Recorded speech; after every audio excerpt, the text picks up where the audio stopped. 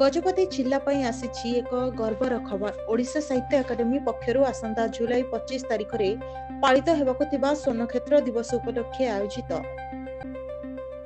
राज्य स्तरीय साहित्य प्रतियोगिता रे गजपतिर छात्री सुश्री अर्पिता नायक उल्लेखनीय सफलता हासिल करिसेंती।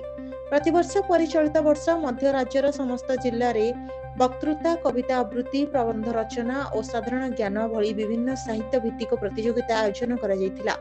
जिला स्तर रे कृतकार्य प्रतियोगी माने राज्य स्तर रे गजपति को प्रतिनिधित्व करथिले।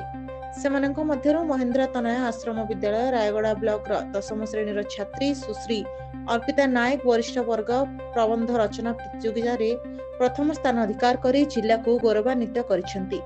ए सफलता पई तांको आसंता जुलाई 25 तारिख रे भुवनेश्वर स्थित रवींद्र मंडप रे राज्य सरकार पक्षरु सम्मानित कराजिबो। अर्पितांको ए सफलता रे विद्यालयर अध्यक्ष श्री प्रकाश जेना, समस्त शिक्षक शिक्षयित्री, अभिभावक, जिला संस्कृति परिषदर सदस्य और गजपति जिलावासी खुशी व्यक्त करने उज्ज्वल भविष्य शुभेच्छा जणाइछन्ति।